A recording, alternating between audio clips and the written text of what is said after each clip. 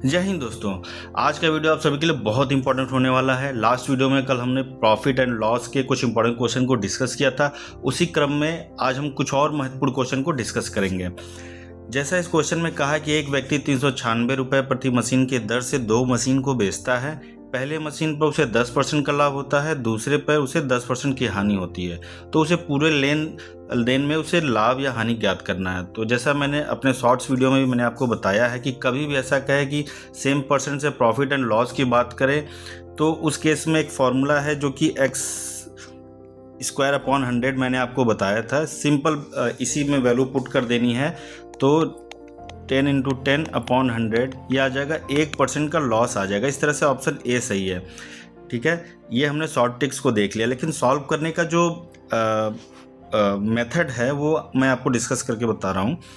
जैसे इसमें कहा है कि अगर हम कॉस्ट 10% को लिया जाए तो 10% को हम क्या लिख सकते हैं, 1/10। ठीक है, कह रहा है कि पहले वो 10 पे ख़रीदता था तो उसे 1 रुपये का लाभ हुआ तो उसकी सेलिंग प्राइस कितनी हो गई, 11। फिर वो कह रहा है कि 10% का लॉस हो रहा है।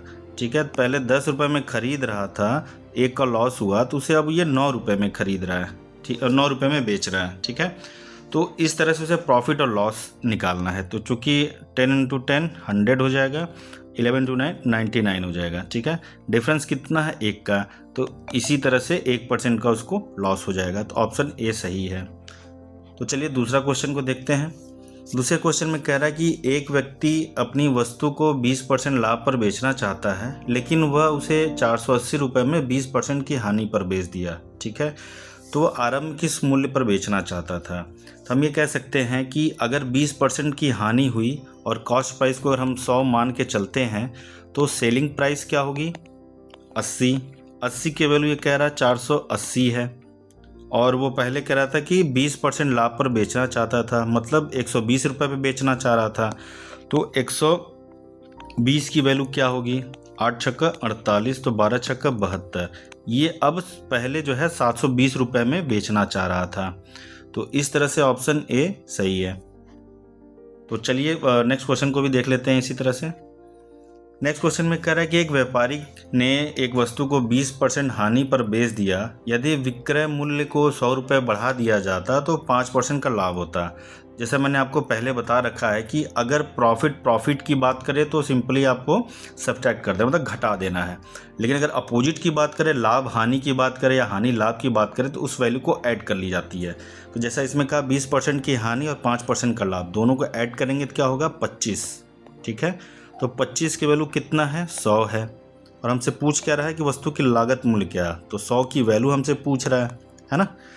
तो चूँकि 25 चौका 100, तो 100 चौका 400। इस तरह से ऑप्शन सी सही है, 400 रुपये उसकी लागत मूल्य रही होगी, है ना। तो नेक्स्ट क्वेश्चन को देख लेते हैं। नेक्स्ट क्वेश्चन में कह रहा है कि एक व्यक्ति ने 2 वस्तुओं ए और बी को 5000 रुपये में ख़रीदा था। उसने ए को 20% लाभ पर बेचा और बी को 10% हानि पर बेचा, तो उसे पूरे सौदे में 2% का लाभ हुआ। तो लागत मूल्य पूछ रहा है ए का। तो ऐसे क्वेश्चन को टैकल करने का सबसे बेस्ट मेथड है कि आप इसको मिक्सर एंड एडिशन वाले मेथड से आप इसको सॉल्व करिए। ठीक है, तो कह रहा है कि ए को 20% लाभ पर बेचा, बी को 10% हानि पर बेचा, तो ओवरऑल सौदे पे उसे 2% का प्रॉफिट हुआ।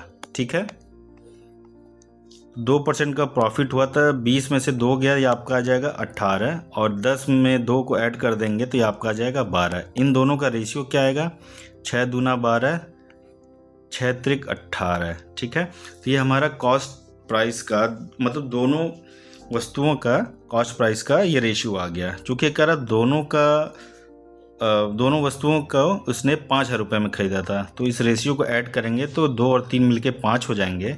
और ये कह रहा 5 की वैल्यू 5000 है, तो ए का क्या है, ए का 2 है, तो 2 की वैल्यू क्या होगी, है ना।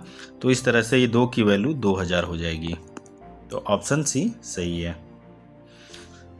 तो अगर आप लोगों को सभी यह वीडियो अच्छा लगा हो तो लाइक एंड सब्सक्राइब कर दीजिएगा, जिससे मैं आप लोग के लिए और बेहतरीन वीडियो लाता रहूं। धन्यवाद।